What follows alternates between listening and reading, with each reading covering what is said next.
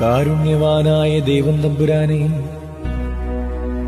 വിശുദ്ധ ദൈവമാതാവിന്റെ മധ്യസ്ഥതയിൽ അഭയം പ്രാപിക്കുന്ന ബലഹീനരും പാപികളുമായ ഈ ദാസരുടെ മേൽ കൃപയുണ്ടാകണമേ.